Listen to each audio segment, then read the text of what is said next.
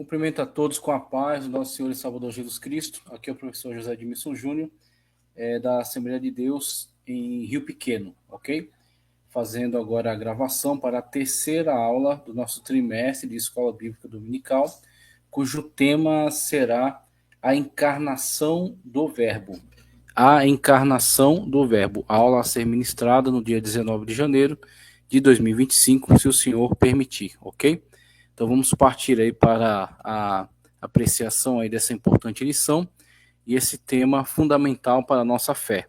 A compreensão correta desse tema nos leva a adorar corretamente, viver corretamente, entender corretamente acerca do Senhor e Salvador Jesus Cristo. A incompreensão desse tema nos faz cair na heresia, como muitos grupos, muitos movimentos, muitas pessoas, infelizmente, tem estado presa nas correntes da heresia devido à falta de compreensão de temas tão relevantes quanto este, ora abordado aqui, ok? O texto áureo está no Evangelho de João, capítulo 1, versículo 14, e o texto em tela nos diz: E o Verbo se fez carne e habitou entre nós, e vimos a sua glória como a glória do unigênito do Pai, cheio de graça e de verdade. João 1,14, como já havia dito. A verdade prática nos diz o seguinte: a vinda do Filho de Deus em forma humana é um fato presenciado por muitas testemunhas, por isso a negação da historicidade não se sustenta. É interessante quando o autor tem esse cuidado aqui de falar acerca da historicidade do fenômeno da encarnação do Verbo, porque, de fato, na atualidade tem se levantado alguns grupos duramente questionadores em relação à Sagrada Escritura, e dentre os questionamentos levantados é acerca da historicidade do Senhor e Salvador Jesus Cristo. Tal questionamento não se sustenta, não é cabível, porque nós temos, além da própria afirmação das Sagradas Escrituras, que são muito enfáticas nessa declaração, o próprio apóstolo João foi muito enfático nessa declaração com relação à realidade, tá certo? Do Verbo encarnado, do Jesus humano, do Jesus homem, bem como fala acerca do Jesus divino também, e outras testemunhas externas, outras testemunhas que estavam em volta, testemunhas favoráveis e desfavoráveis, ok? Textos de diferentes fontes, como Flávio Joséfo, como Tácito falou acerca da existência de um Jesus que viveu numa província obscura do Império Romano, bem como livros constituídos pelos seus próprios adversários, dentre os judeus que se opunham a Cristo, ao seu ministério, falaram no livro, numa compilação de conhecimento de sabedoria hebraica chamada Talmud, falaram acerca de Jesus, de forma jocosa, de forma agressiva, mas falaram acerca dele. Então, a realidade da presença dele é confirmada por abundantes testemunhas. Testemunho interno, que é o que interessa para nós, o testemunho da própria Sagrada Escritura, bem como testemunhos externos, testemunhos de pessoas neutras, testemunhos de pessoas de fora, que estavam distante ali daquele evento, bem como testemunhas de pessoas discordantes, testemunhas de pessoas que, na verdade, eram opositoras do Senhor e Salvador Jesus Cristo, mas quando acerca dele falaram, serviram todos, né, como testemunhas acerca da sua realidade. Então, pode-se até não crer em Jesus Deus, pode-se até questionar algumas afirmações com relação a ele, mas não se pode negar que Jesus Cristo veio em carne, que Jesus Cristo veio à terra, que Jesus Cristo existiu como uma pessoa humana neste mundo, que andou nesta terra e que realizou grandes, importantes obras para o reino de Deus, ok? É impossível, é inconteste essa verdade. Jesus Cristo veio e esteve entre nós. Então essa é uma verdade que está fundamentada em abundantes testemunhos. Então essa é o primeiro levantamento que queremos fazer em relação àquilo que está sendo analisado nessa importante lição da encarnação do Verbo. Prosseguindo para a leitura bíblica em classe, as orientações aqui estão em 1 de João, capítulo 1, versículos 1 ao 3, também o 4, versículos 1 ao 3 também, e a segunda epístola de João 7, ok? Segunda epístola de João 7. Temos aqui a primeira leitura que nos diz: o que era desde o princípio, o que vimos com nossos olhos. João sempre faz essa transição entre o Jesus Deus e o Jesus homem, o Jesus eterno e o Jesus presente. Ele sempre trabalha com essas especificações, com essas declarações, para deixar claro a amplitude daquilo que ele está falando acerca de Cristo e como Cristo, de fato, ele tem essa envergadura que vai muito além daquilo que nós podemos conceber. Então, João ele faz esse esforço para falar amplamente acerca do Jesus homem e do Jesus Deus, sempre nas suas declarações. Então, você vê já essa tentativa aqui, esse esforço. O que era desde o princípio, ok?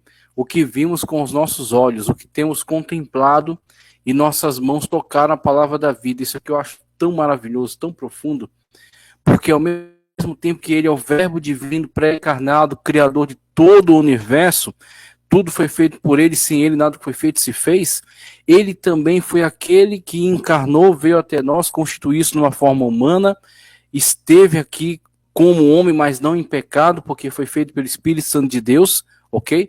Ele é chamado segundo Adão por Paulo, nas suas cartas, e João diz, nós podemos tocar a palavra da vida, nós podemos senti-lo, nós podemos estar perto dele, conversar, dialogar, andar com ele, estar na sua presença.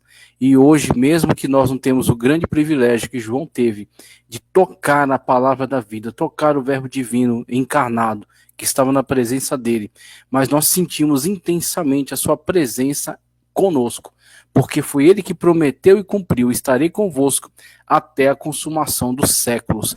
Esse Jesus que prometeu cumpre, ele está comigo, ele está contigo, durante a apresentação dessa aula e durante todos os momentos da nossa vida, em que nós rogamos pela sua presença, nós sentimos ele conosco. Então nós temos essa situação que constitui para nós uma demonstração cabal, uma demonstração final da autenticidade da nossa fé. Que a nossa fé ela tem historicidade, mas o mais importante dela, ela é uma fé num Deus presente. Ela é uma fé numa pessoa que está constantemente conosco, que está de fato ao nosso lado. Então nós temos aí esta maravilhosa presença, que é o argumento final. A presença de Cristo conosco é o argumento definitivo, tá certo? Para a autenticidade da nossa fé. Então João enfatiza, nós tocamos a palavra da vida, ele esteve entre nós, nós o vimos, nós conversamos com ele, nós estivemos em sua presença. Aqui como ele diz, porque a vida se manifestou e nós a vimos, testificamos dela e vos anunciamos a vida eterna, que estava com o Pai e nos foi manifestada, estava com o Pai, como ele mesmo orará em determinado momento, pedindo ao Pai que o restitua a glória onde ele estava junto a ele, assentado à destra, como verá Estevão no ato de seu martírio. Então nós temos aí a situação na qual aquele que é o verbo divino pré-encarnado, que está ao lado do Pai, agora está aqui entre nós, como afirma João, nós podemos tocar a palavra da vida, e na sua ressurreição ele garante estarei convosco até a consumação do século, ok? Então nós temos aí essa glória, né? Essa presença manifestada do verbo divino. O que vimos e ouvimos, isso vos anunciamos. Ele está falando algo não somente por teoria, por ter adquirido conhecimento teórico em livros, ele está falando do que ele viveu. Assim também a mensagem do cristão ela é eficaz quando o cristão vive aquilo que prega. Quando o cristão vive a presença de Deus, é fácil para ele falar acerca da presença maravilhosa de Deus constante em sua vida. E assim ele compartilha para o mundo aquilo que ele vive. Ele prega acerca daquilo que ele tem contemplado. Como João também está declarando aqui. Nós vimos e ouvimos e vos anunciamos. Nós estamos falando acerca daquilo que vimos, acerca daquilo que ouvimos, acerca daquele em quem tocamos. acerca daquele que presenciamos. Então, por isso que João tinha toda a autoridade na sua pregação, devido a essa experienciação, tá certo? Essa experiência pessoal com o Cristo, com o Verbo encarnado. O que vimos e ouvimos, isso vos anunciamos, para que também tenhais comunhão conosco, e a nossa comunhão é com o Pai e com o seu Filho Jesus Cristo. Agora, 1 de João 4. Amados, não creiais a todo espírito, mas provai se os espíritos são de Deus. E aqui nós percebemos João já aflito com as diversas manifestações heréticas que já estavam presentes no seu tempo, na sua época, ok? Antes ainda do ano 100 da era cristã, do século I da era cristã, já o cristianismo sendo assediado por certas heresias perniciosas que queriam desviar o correto entendimento acerca daquele em quem é Cristo, acerca da correta maneira da manifestação do Cristo, da encarnação do Verbo. Então João, já desde essas cartas que ele está escrevendo, levanta esse alerta: não creiais a todo espírito, não seja ingênuo, não vá aceitando tudo que dizem, não vá engolindo tudo aquilo que lhe entregam. Provai os espíritos, analisai, tá certo? Conforme a palavra de Deus, conforme o Espírito de Deus que está em nós, é necessário, é imprescindível a análise, é imprescindível o escrutínio para que nós possamos ter a correta visão acerca daquilo que está sendo proclamado, e assim não venhamos a ser apanhados em ventos de heresias, tá certo? Em ventos de doutrinas falsas que têm arrastado muitas pessoas. Porque já muitos falsos profetas se têm levantado no mundo. E aqui é definitiva declaração, né? Nisto conheceis o Espírito de Deus. Todo espírito que conversa que Jesus Cristo veio em carne é de Deus. Todo aquele que confessa que Jesus Cristo, todo espírito que confessa que Jesus Cristo veio em carne. Por quê? Era um grande problema na época. Foi uma grande celeuma, foi um grande...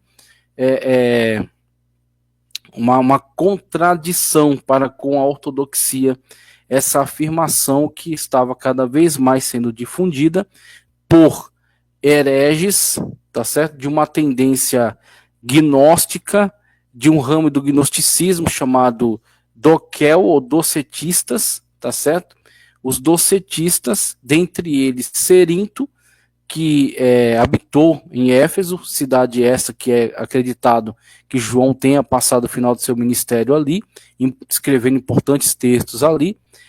Cerinto era um daqueles que levantava essa questão de que Jesus Cristo não veio em carne, e isso tendo como origem ideias, pensamentos, filosofias que afirmavam, que declaravam, por exemplo, que a carne, que a matéria é inerentemente má, tendo sido criada por um ser inferior chamado Demiurgo, que pretendia aprisionar as almas por meio da matéria, e a matéria constituída no corpo. Então o corpo era uma prisão para a alma. Assim, o corpo sendo matéria era inerentemente mal, porque já foi criado como algo pernicioso, algo mal, algo pecaminoso, algo impuro, e assim não era concebível, a partir desse raciocínio, que estava fundamentado em cima de filosofias, misticismos e ideias externas à Sagrada Escritura, não era plausível que Jesus Cristo tivesse encarnado, porque a carne é matéria e a matéria é má. Então, a partir dessas conclusões, eles impunham essa forma de entendimento, tentando agora distorcer a Sagrada Escritura para atender às suas próprias perspectivas. Aí onde você vê o grande laço que é apresentado por meio do ministério exercido por hereges. Os hereges bebem água em outra cisterna, os hereges bebem água contaminada, tá certo? Eles não estão fundamentados na Sagrada Escritura. Eles não estão satisfeitos com a Sagrada Escritura.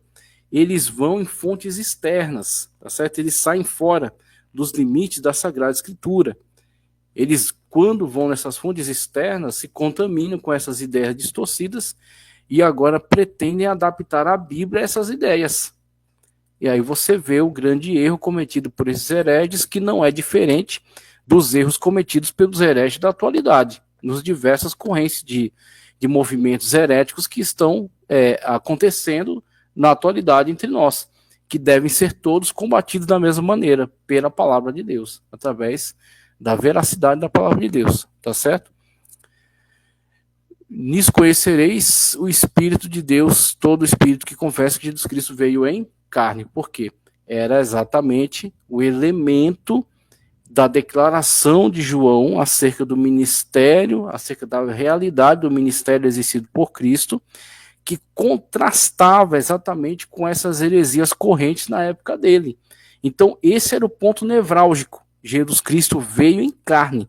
Quem não conseguir sustentar essa declaração, você sabe automaticamente que ele é contaminado, ele é afetado pela heresia. A heresia já tomou, tá certo? Já tomou a sua mente. Então, João adotava essa questão de sustentar isso como ponto nevrálgico da sua declaração. Jesus Cristo veio em carne. Se a pessoa não consegue fazer essa declaração, você já sabe que ela está contaminada com essa corrente herética, tá certo? Ou ela vai se arrepender do seu pecado e entrar pelo caminho da verdade, ou ela está perdida. Ou ela prefere continuar no caminho de perdição.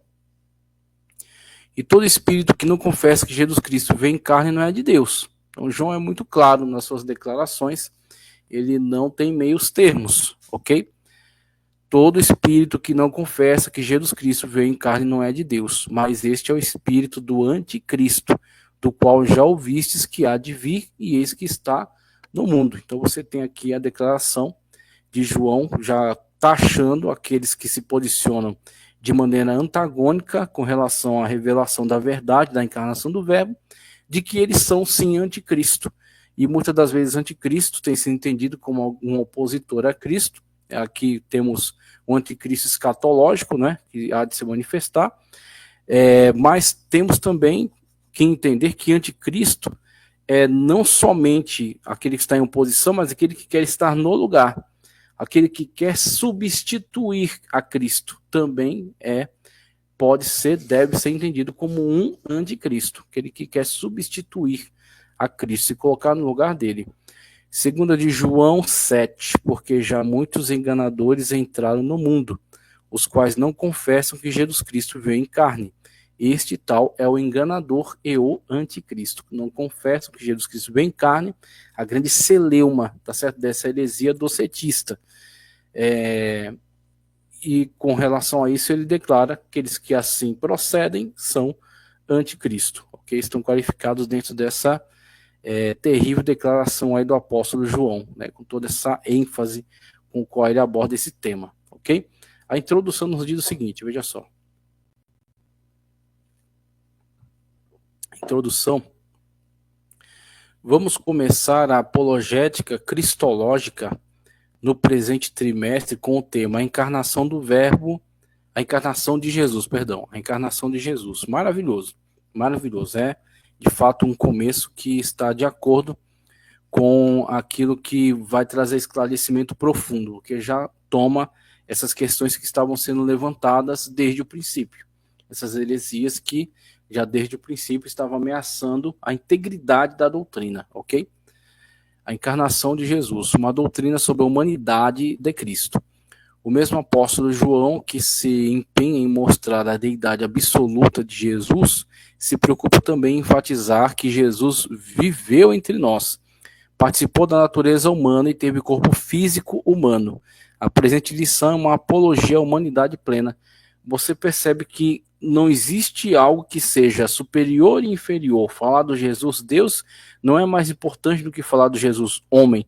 Ambos têm a mesma relevância, porque a importância do entendimento de que Jesus é Deus e pode perdoar pecados e é o príncipe da vida e vai nos ressuscitar, ok? E nos garantiu moradas eternas, salvação na presença de Deus, nos inserir na família de Deus por meio da adoção. O mesmo Jesus Deus, que tem todos esses qualitativos e todo esse poder, tem também o tema do Jesus homem, a mesma relevância, a mesma importância. Entender que se Jesus não encarnou, ele não realizou e não concretizou em si o plano salvífico. Se ele não encarnou, ele não deu condições a nós que somos carne pecaminosa, de sermos purificados pelo sangue daquele que não tinha pecado e se entregou por nós na cruz do Calvário, e apresentou seu próprio sangue diante do Pai, para expiar, para promover a expiação dos nossos pecados, ok? Para promover a nossa redenção. Nós sermos comprados dessas cadeias de condenação do pecado e postos em liberdade diante de Deus, por meio da obra realizada na encarnação. Sem encarnação não há redenção. Não tem como. E sem ressurreição, tudo isso estaria perdido. Se Cristo não ressuscitou, vós permaneceis nos vossos pecados, como disse Paulo. O tema é tão relevante quanto os dois aspectos, o Jesus divino e o Jesus humano. Os dois devem ser analisados com a mesma urgência, com a mesma importância e defendidos com a mesma ênfase. A encarnação do Verbo, bem como a divindade do Verbo, tá certo? A encarnação de Jesus, como ele coloca aqui. Heresias que negam a corporeidade de Cristo. O que é docetismo, né? De doquel, ou aparência. Ter significa ter aparência. Então, ser aparente, não ser real. Ok? Não é, para o docetismo, um ser real. É um ser aparente. Parece ser carne, parece ser um ser humano, mas não é. É apenas uma manifestação, é uma aparência, é um espírito que assim se manifesta, mas que na verdade está apenas ludibriando aqueles que estão em contato com ele. Ele aparenta ser um ser humano de carne, mas ele na verdade é apenas uma manifestação etérea, como eles colocavam, ou um espírito, uma emanação divina, tá certo? E assim manter tudo dentro dessa sua lógica, na qual a matéria é má e a carne é matéria. Sendo assim, Cristo não poderia vir de forma material num corpo, de forma corpórea.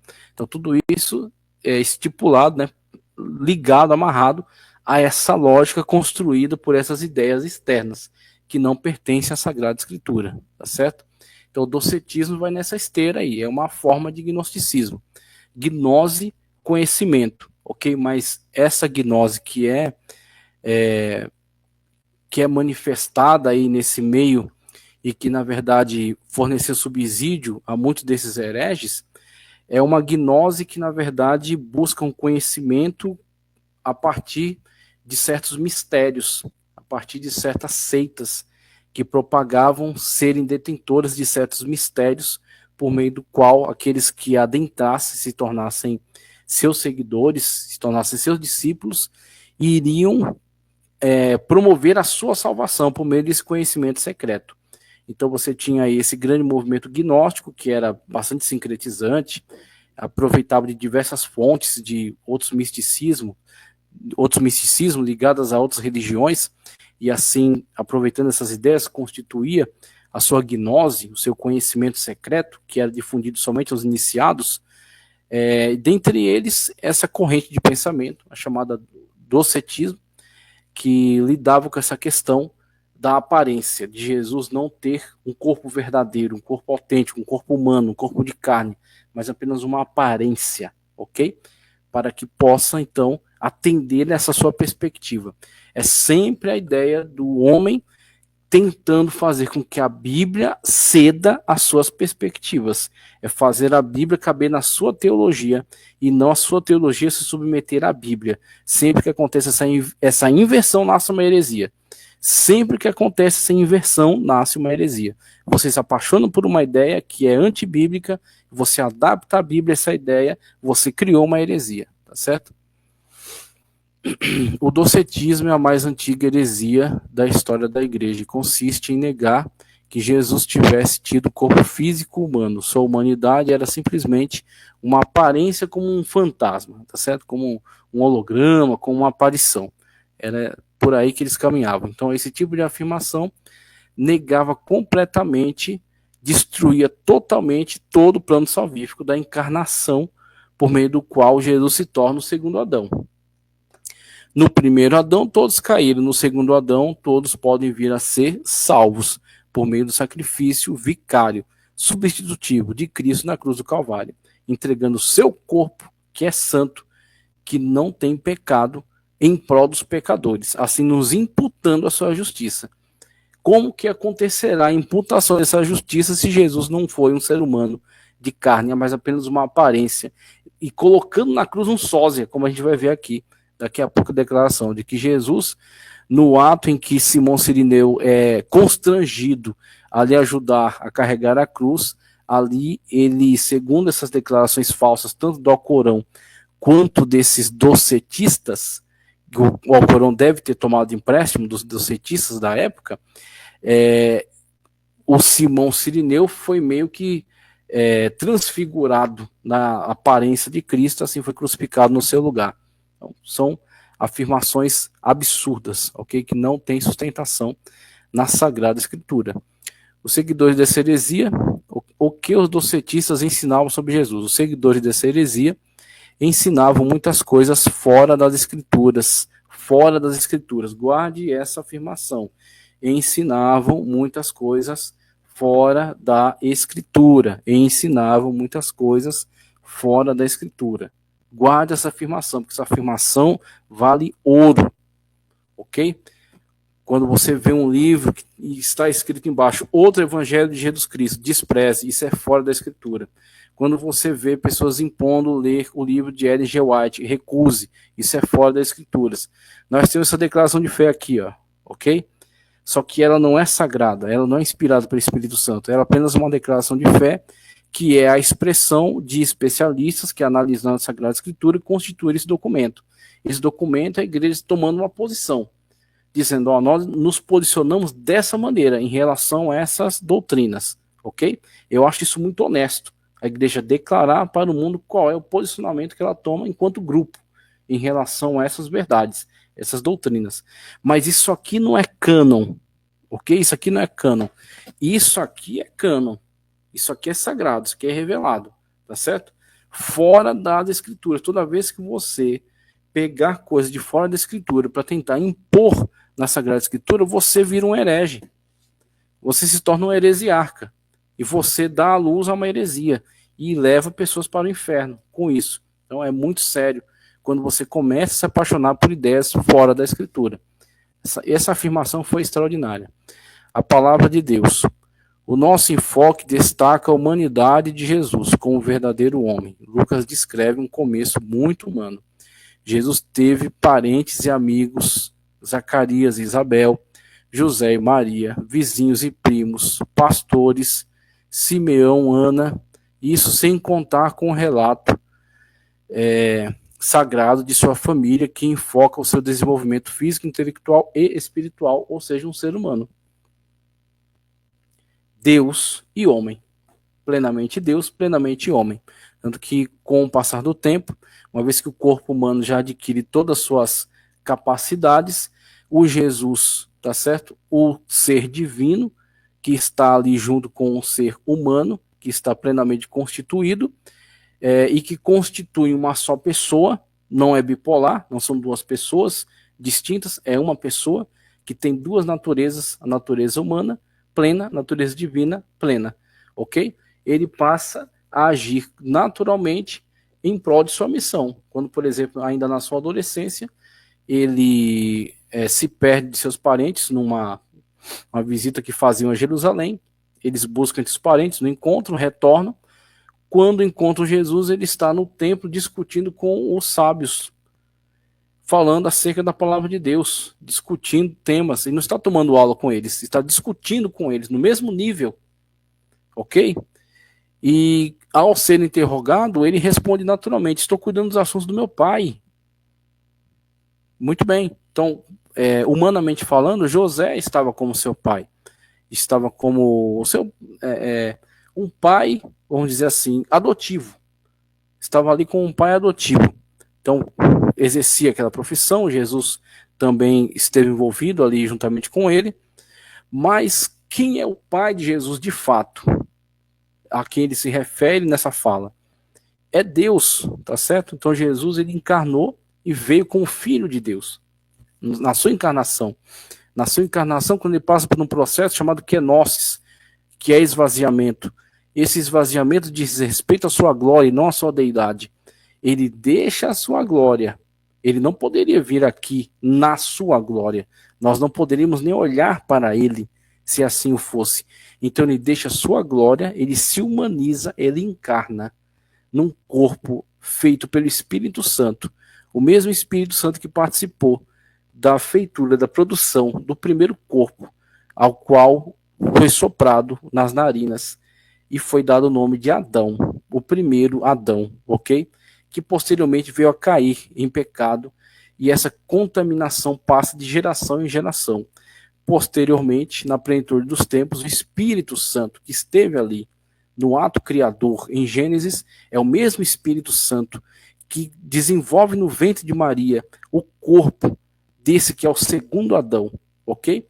Então temos ali o humano e divino plenamente unidos em uma pessoa. E aí, nessa união, a situação da kenosis, no qual Jesus vem e apresenta-se como Filho de Deus. Ele é o Filho de Deus, ok? E estará submetido às suas ordens, à sua vontade, até quando ele cumprir o seu ministério, disser, está consumado, e posteriormente à ressurreição, ser assunto aos céus, e estar novamente restituído à glória ao lado do Pai, ok?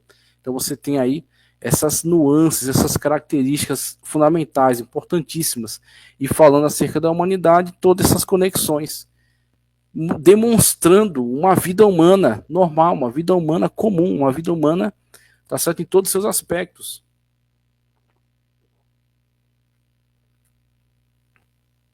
Então isso fica muito claro, é impossível não entender depois desses esclarecimentos, né, quando você vê essas descrições, conforme está sendo apresentado aqui.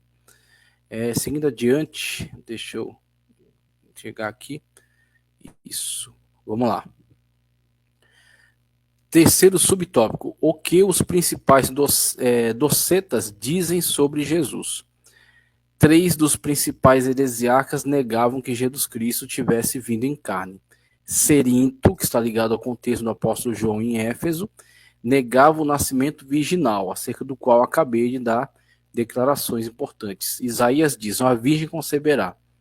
Ele aplica o termo almar, do hebraico, que para alguns especialistas deixa ambíguo, porque pode ser virgem ou jovem apenas. Mas Mateus resolve a questão quando ele aplica partenos. E aí, mesmo que almar do hebraico não seja tão específico, partenos é. Ou seja, aquela que não teve contato ainda com o varão, com o homem. Não concebeu por meio de um contato sexual.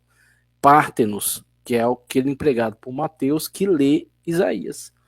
Ele lê Isaías e ele diz, esse é o cumprimento. O cumprimento é em Cristo, é Emanuel, aquele que foi anunciado pelo Espírito Santo, tá certo? Que viria, Maria conceberia, se foi dado a ela essa missão singular, a irmã Maria recebeu uma missão singular na história. É o ser humano mais privilegiado do mundo, que recebeu a maior das missões, que é levar em seu ventre o Filho de Deus. E aí, dando à luz, você tem então o Jesus plenamente Deus e plenamente homem, que estará agora exercendo essa missão, ok? Então você tem essa situação extraordinária, né, conforme nós presenciamos aí nos evangelhos, nos textos sagrados. Então Cerinto negava isso, não suportava essa ideia, não suportava essa declaração. Mas vamos em frente aqui, vamos ver. Ele foi contemporâneo, sim, Cerinto negava o nascimento virginal de Jesus Cristo e ensinava o docetismo. Ele foi contemporâneo do apóstolo João em Éfeso. Saturnino, principal representante do gnosticismo, como eu falei, a grande sacola do gnosticismo que reunia dentro de si diversas manifestações heréticas e místicas de várias religiões espalhadas pelo mundo, que acabavam convergindo ali por causa das rotas comerciais. Então havia um entrelaçamento dessas ideias e muitos desses mestres gnósticos, aproveitando essas diferentes concepções, formulavam então a sua escola, declaravam ser detentores de importantes segredos que poderiam promover o desenvolvimento espiritual daqueles que fossem adeptos, daqueles que se tornassem iniciados, ok? Então, com esses iniciados que certamente lhes forneceriam o dinheiro, o sustento, ok? Então você tem aí essa prática, né, esse sistema.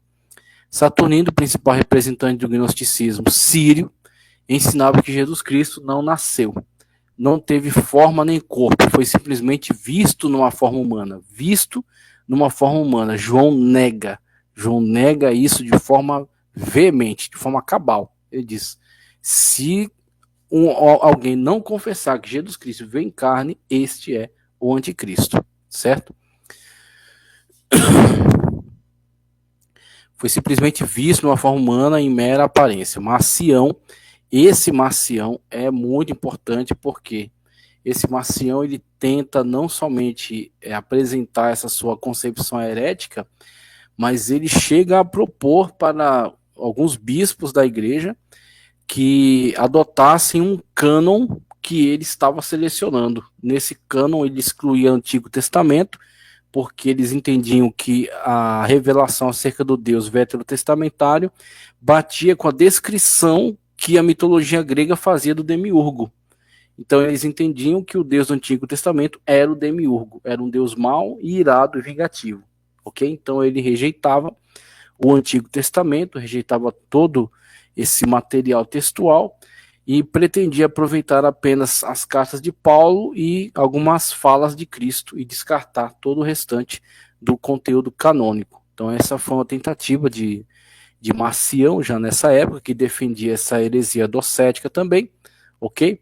Que foi veementemente rejeitado, e depois dessa rejeição, a igreja, para proteger a integridade do cânon, passou a constituir algumas listas de livros canônicos. Dentre elas, teve uma importante que foi achada, deixa eu ver se eu vou lembrar o nome, o cânon muratoriano. Ludovico Muratori encontrou numa antiga biblioteca uma lista dessa de livros canônicos. Depois de ser submetido a teste de carbono 14, foi constatado que de fato era um material antiguíssimo, dos primeiros séculos da era cristã, ok? E era uma lista de livros canônicos que foi compilada exatamente em resposta a essa tentativa de Marcião de estabelecer um cânon a partir dessa sua concepção herética, tá certo? Marcião é outro heresiarca que negava ser Cristo verdadeiramente humano, mas quanto ao seu corpo, não se sabe se, na opinião dele, era apenas uma aparência ou uma substância etérea, tá? No entanto, a Bíblia declara de maneira direta que Jesus nasceu, mencionando até mesmo local Belém de Judá, da Judéia, tá? A época de César Augusto, imperador romano, Lucas 2:1. A Bíblia fala também acerca do corpo físico de Jesus, João 2:21. Então nos dá coordenadas. A historicidade da Bíblia é extraordinária, tanto que Cyril William James, que era um adepto, tá certo, de Fernando Christian Bauer, um importante teólogo daquilo que podemos chamar de teologia liberal, ele parte para as terras mencionadas em Atos dos Apóstolos com a certeza de que ia provar a invericidade daquelas declarações, daquelas descrições de itinerário. Quando ele faz o itinerário seguindo as orientações do Dr. Lucas descritas em Atos, ele percebe com que nível de historiador ele estava lidando, que de fato era um homem de altíssimo calibre profissional, tá certo? Que de fato estava falando com veracidade em toda a sua descrição. Então ele passa a ter um respeito pela Sagrada Escritura como um livro canônico e, na verdade, vem a ter uma transformação na sua fé, adotando agora uma fé na veracidade, na autenticidade, na autoridade da Sagrada Escritura, a partir dessa experiência. E você vê isso em todas as descrições, o cuidado que a Sagrada Escritura tem de fazer, de dar essas coordenadas, foi no tempo de tal, foi em tal lugar, com tais testemunhas. Então isso é extraordinário, como Deus, como Espírito maravilhoso, Espírito Santo, ele tem todo esse cuidado de dar para nós, conferir para nós, né, comunicar para nós essas coordenadas que servem também como fortalecimento do argumento. Não para nós que não precisamos, mas para aquele que necessitar de ter essas declarações que fortaleçam a veracidade, a fidedignidade. Então eles encontram na Sagrada Escritura exatamente isso, esse cuidado ao dar essas descrições e dar também essas coordenadas que dão mais veracidade, né, que garantem mais veracidade. O que era desde o princípio? Os evangelhos de Mateus, Marcos e Lucas são sinóticos, aqueles que olham na mesma direção. Aí João tem uma outra abordagem, uma outra perspectiva. Apresentam Jesus ressaltando seus aspectos humanos. Então, muito daquele ministério exercido por Jesus na sua forma humana, quando caminha por todo o território ali de Israel com seus discípulos, fazendo a obra de Deus, pregando, ensinando, expulsando demônios. Então, todo esse exercício do ministério do Senhor e Salvador Jesus Cristo, né? Então, eles olham nessa direção. Não são iguais, mas são semelhantes. Tá certo? Os três evangelhos expõem Jesus exteriormente, ao passo que João revela interiormente. Isso aí é uma declaração muito interessante, porque de fato João ele tem essa perspectiva própria, tá certo? Então ele vai enfatizar outros aspectos que vão se diferenciar muito dos sinóticos. Por isso ele não é um sinótico, ok? Então João é extraordinário. O Evangelho de João certamente foi escrito por último para atender exatamente essa demanda. Ele viu, é certo, que os demais estavam com aquelas preocupações e ele percebendo também toda a movimentação herética já ao seu redor, ele vai nos comunicar esse evangelho com essa perspectiva completamente singular, totalmente própria, né? Falando acerca de Jesus, a sua eternidade, a sua glória, a sua deidade, acerca do verbo, trazer essa linguagem para dentro do seu evangelho, que era uma linguagem técnica, falar acerca do verbo, do logos, né? Logos divino pré-encarnado. Então tudo isso é extraordinário. Pode-se dizer que o evangelho de João é uma interpretação de Jesus, uma interpretação de Jesus, muito bom. Alguém que andou com Jesus, viveu com Jesus, tocou em Jesus, ele tem essa autoridade conduzido pelo Espírito Santo de nos trazer essa interpretação acerca do Senhor e Salvador Jesus Cristo. A expressão que era desde o princípio é uma reiteração daquilo que o apóstolo afirma na introdução do evangelho que leva o seu nome. No princípio era o verbo, João 1 e 1. Então aqui ele usa o que era desde o princípio, e ali ele usa, no princípio era o verbo, essa conexão, né, entre esses dois textos, da carta e do evangelho. Isso significa que o verbo já existia mesmo antes da criação, Gênesis 1 e 1. Por isso que o primeiro versículo, o primeiro texto na Bíblia, na verdade, é João 1, ok? João 1 é anterior a Gênesis 1 e 1. Interessantíssimo. Inclusive, a cronológica adotou essa ideia e ela é, de fato, muito boa. Mas João nunca perde de vista que o verbo se fez carne. Não se contenta apenas com isso, mas apresenta detalhes importantes. É que o verbo não somente se fez carne para não deixar dúvida alguma, e habitou entre nós, mas também foi visto pelas pessoas. Então você tem esses diversos elementos comprobatórios da encarnação do verbo que são elencados por João. Evangelho e cartas. Ele deixa tudo isso muito claro, porque de fato é um trabalho importante ao qual ele está se dedicando, tá certo? Em propagar essa verdade, e sustentar essa verdade contra toda heresia que está ao seu redor. Veja só, a reafirmação apostólica. O apóstolo reitera o que afirma na introdução do seu evangelho. O que vimos com nossos olhos, o que temos contemplado e as nossas mãos tocaram a palavra da vida. Isso pode parecer até redundância. Vimos com nossos olhos, mas o propósito é mostrar com muita ênfase, sem deixar dúvida alguma, que o Senhor Jesus veio em carne ao mundo e que pôde ser tocado pelos que com ele conviveram. João 20, 27. Veja que a presença do nome de Pilatos no credo dos apóstolos, um documento importantíssimo do início da igreja, o posiciona nos acontecimentos passados. Ele sofreu sob Pôncio Pilatos, ou seja, padeceu nas mãos de um personagem da história que pode ser localizado por meio de documentos externos. Isso é dados de GPS. Dizer, estava no tempo de fulano de tal. Pronto, e fulano de tal pode ser localizado em outros textos que não tem nada a ver com esse.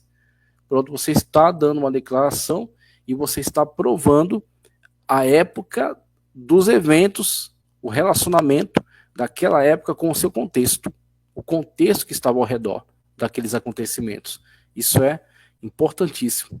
Ou seja, padeceu nas mãos de um personagem histórico, logo o Senhor Jesus só pode também ser alguém da história. E com essa ênfase, o que fica muito claro é: você não pode e não precisa, tá certo, depender de elementos externos da Sagrada Escritura. O que você deve e pode fazer é estudar outras ciências, outros elementos, tá certo? Que venham corroborar, que venham ilustrar, que venham ampliar e que possam trazer mais entendimento. Então, com isso, você pode agregar. Você agrega quando você busca informações de outras fontes que vão compor um quadro maior, mas isso sem afetar, isso sem se intrometer no conteúdo do texto bíblico, tá certo? Porque Paulo disse: você interpreta coisas espirituais com coisas espirituais, bem como nós podemos trazer isso para a Escritura, dizendo que a Escritura se interpreta com a Escritura. A Bíblia é a máxima intérprete de si mesma. É o maior exegeta, o maior intérprete da Bíblia é a Bíblia, tá certo? Comparando coisas espirituais com coisas espirituais, comparando texto com contexto, e assim você eliminando qualquer pretexto de distorção, quando você se atém a essa análise profunda do texto bíblico, comparando textos com textos e entendendo todo o contexto no qual ele está sendo apresentado para você, ok? Então, esse é o mais fundamental, porque quando você se submete à verdade que está sendo declarada na Sagrada Escritura, você compreende a manifestação da encarnação do Verbo. Você entende a relevância disso. Se você se perde nessa relevância, você vai ser mais um daqueles que abaixam a cabeça e se submetem para ideias heréticas que vêm de fora, ventos de doutrina. E assim você vai sendo enganado e posteriormente enganando a outros, ok? E aí você tem visto a destruição que isso tem causado no meio evangélico da atualidade.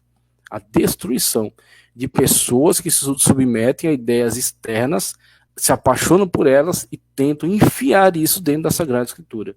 E você vê diversos tipos de ideias que têm, de fato, trazido escândalo. A teologia da prosperidade é um escândalo, tá certo? O comportamento de certos líderes que são tidos hoje como coaches evangélicos são escandalosos, tá certo? A forma como eles têm analisado a Sagrada Escritura e chegado a certas conclusões acerca dela podem ser enquadradas naquilo que Paulo alerta com relação a esperar em Cristo somente para essa vida. E ele diz: aqueles que esperam em Cristo somente para essa vida são os mais miseráveis dos homens. Então muitas pessoas têm se tornado extremamente miseráveis. Por quê? Porque eles têm encarado Cristo a partir de uma perspectiva errada, a partir de uma perspectiva incorreta, não a perspectiva bíblica apresentada, mas uma perspectiva humana, externa, de fora, tá certo? Uma perspectiva distorcida, incorreta, incoerente com a verdade bíblica, que não leva em consideração a verdade da Sagrada Escritura, a verdade bíblica, ok? Uma crença herética. João viveu seus últimos dias na cidade de Éfeso, que era a cidade de Cerinto. Então isso aqui é elemento da tradição, mas é bastante forte. Tem sido aceito como verídico. Esses últimos dias na cidade de Éfeso, que era a cidade de Cerinto, o Doceta. Os escritos do apóstolo João, o Evangelho, as 3 epístolas e o livro de Apocalipse, foram produzidos na última década do 1º século. Nessa época, o docetismo já se difundia entre os cristãos. Já se difundia entre os cristãos. Olha essa frase. Diga para mim se essa frase não é completamente atual. Surge uma ideia, as pessoas se apaixonam por ela e começa a se difundir, inclusive entre os cristãos. Aí os cristãos começam a adotar essa ideia e adaptar a Bíblia à ideia, tá certo? Adaptar a Bíblia a essa nova concepção de mundo. E assim vem nascendo as distorções, e assim vem nascendo as heresias, através de ideias externas, adotadas, implantadas no meio cristão, e passando agora a fazer com que os cristãos adaptem a sua visão bíblica a essas ideias. Então essa era a perspectiva de Cerinto apresentada, a perspectiva de Saturnino, a perspectiva de Basilides, todos esses hereges de sua época, que adotavam essas perspectivas externas, extrabíblicas, e tentavam fazer com que a Bíblia se submetesse a elas. É sempre esse mesmo movimento, tá certo? Vamos lá? Nessa época, o docetismo já se difundia entre os cristãos. Por isso, o apóstolo esclarece de maneira direta que todo aquele que nega que Jesus veio em carne não é de Deus. Uma declaração enfática e é simples. Não reconhece que Jesus Cristo veio em carne, você está contaminado com a ideia do docetismo. Veja a gravidade dessa heresia, pois se Jesus não teve corpo físico real, ele também não morreu. Se não morreu, também não ressuscitou. Se não ressuscitou, logo não há esperança de salvação. Todo plano de salvação cai por terra. Ok? Então você vê como é imprescindível a compreensão correta dessa realidade. Senão todo plano de salvação é posto a perder. 1 de Coríntios 15, 1 ao 3, também o 17 e 18. Por essa razão, o apóstolo João foi contundente contra os docetas. Os expoentes de tal crença são chamados enganadores, ok? Tem um texto de um auxílio teológico aqui que eu vou ler, que é um texto muito importante. Está aqui no auxílio teológico e você vai ter aqui disponível. Veja. A união hipostática descreve a união entre as naturezas humana e divina na pessoa única de Jesus. Entender adequadamente esta doutrina depende de completa compreensão de cada uma das naturezas e de acordo como constitui uma pessoa. O ensino bíblico acerca da humanidade de Jesus revela-nos que na encarnação ele tornou-se plenamente humano em todas as áreas da vida, menos na prática de um eventual pecado, porque o ser humano originalmente criado não era pecador. Ele foi criado também sem pecado, mas ele, fazendo um mau uso de sua liberdade, cai naquela sedução, então se vê agora pecador, pecaminoso, tendo esse elemento pecaminoso dentro de si e comunicando isso à sua geração, ok? Mas a criação não foi em pecado. Uma das maneiras de nos convencermos da completa humanidade de Jesus é esta.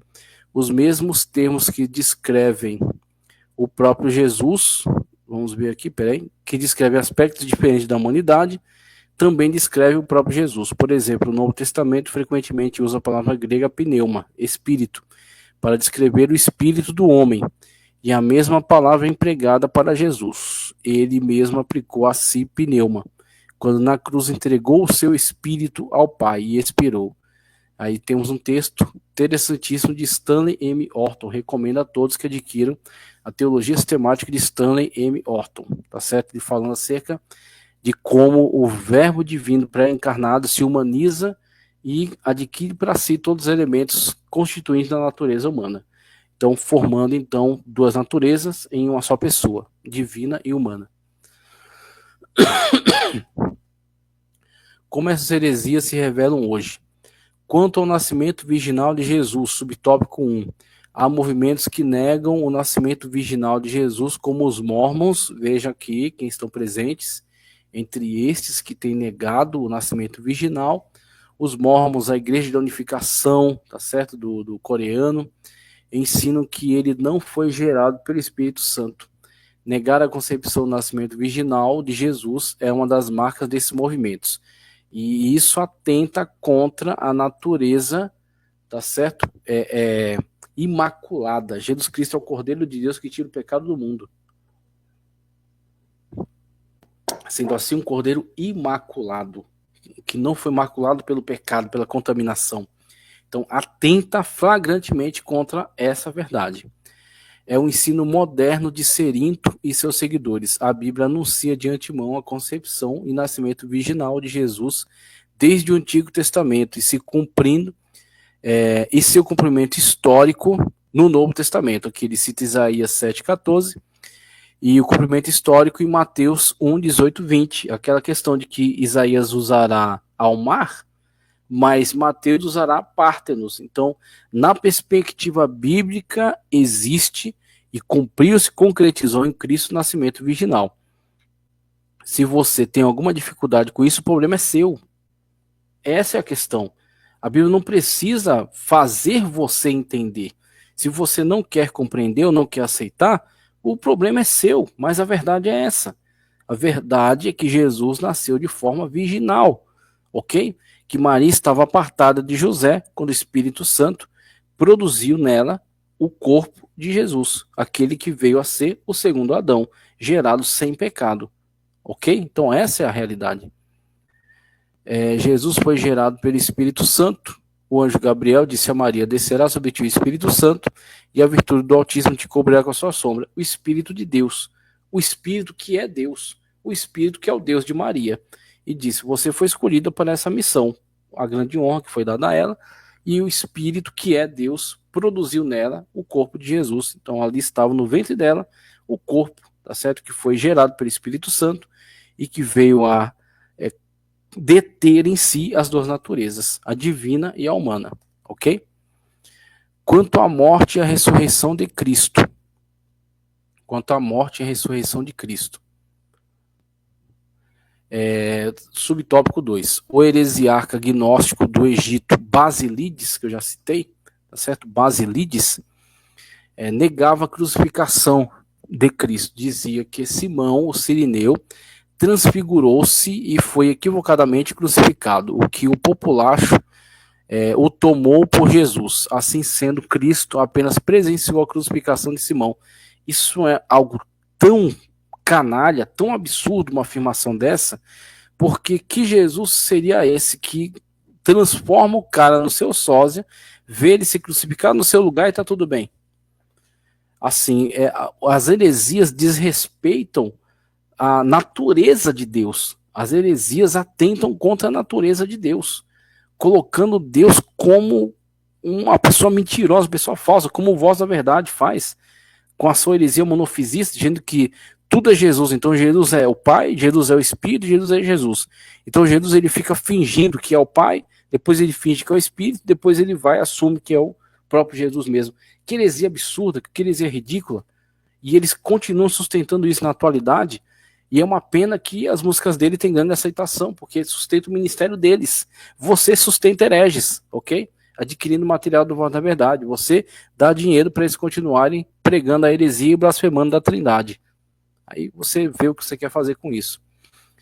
Assim sendo, Cristo apenas presenciou a crucificação. Olha que absurdo. Tá certo? De um suposto sósia. O Alcorão, que acabou bebendo dessa fonte também, livros sagrados muçulmanos, e sua principal fonte de autoridade espiritual declara que o Senhor Jesus não foi crucificado, que tudo não passou de uma simulação. Alcorão 4, 157, nas notas explicativas de rodapé, nas edições do Alcorão, eles afirmam que um sósia de Jesus foi levado à cruz. Isso parece com a ideia de Basílides.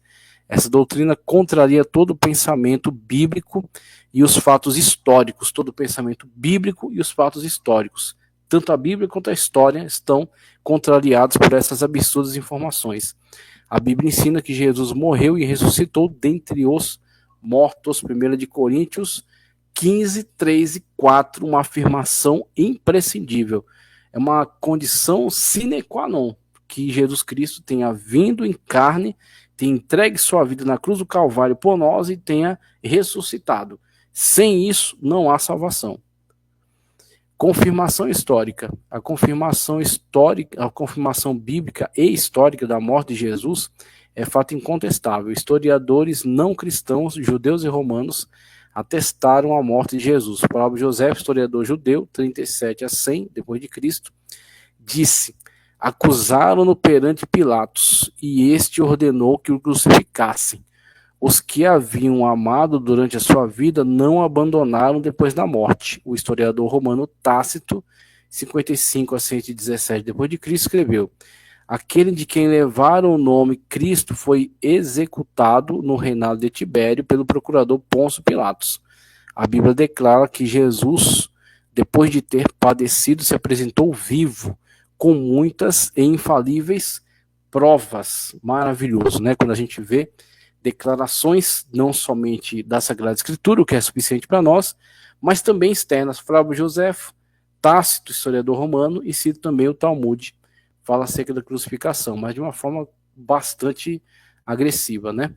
Conclusão, encerrando essa maravilhosa lição acerca da encarnação do Verbo.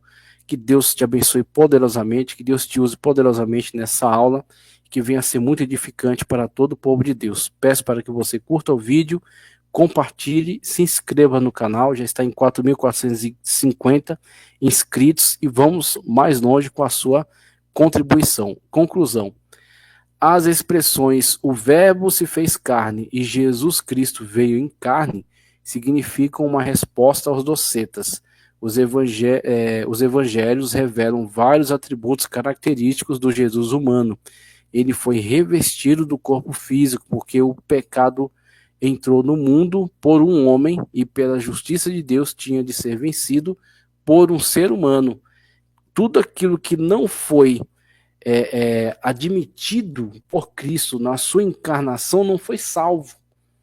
Tá certo? Jesus salvou a humanidade por meio da sua crucificação, porque ele veio em carne e admitiu para si mesmo, caiu sobre ele o pecado, tá certo? Ele é aquele que nos traz a cura para essa enfermidade. O castigo que nos traz a paz estava sobre ele, ok? Então ele, quando toma para si, ele vai remir, ele vai resgatar tudo aquilo que não foi concebido, não foi resgatado.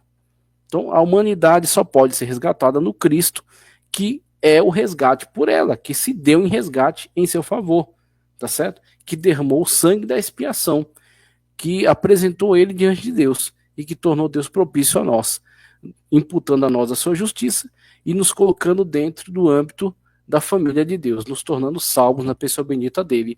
Por isso que há só um nome pelo qual nós devemos ser salvos, que é o nome de Jesus Cristo, o Senhor. O pecado entrou no mundo por um homem, e pela justiça de Deus tinha de ser vencido por um homem, por um ser humano. Jesus se encarnou, fez-se homem sujeito ao pecado. Fez-se homem sujeito ao pecado, embora nunca houvesse pecado, e venceu o pecado como homem, maravilhoso. Ele veio, encarnou e se apresentou como homem, tá certo? Exposto a toda essa situação, mas em tudo não pecou, porque se submeteu totalmente a Deus e abriu caminho para nós. Eu sou o caminho, a verdade e a vida, como diz o Senhor e Salvador Jesus Cristo, o Verbo, o Logos divino pré-encarnado que veio até nós, encarnou, e nós podemos tocar a palavra da vida, e nós podemos sentir hoje a sua presença, ok? Muito obrigado, que Deus continue te abençoando poderosamente, em nome do Senhor Jesus Cristo, homem, Deus, Salvador, aquele que está conosco até a consumação dos séculos. Amém. Muito obrigado.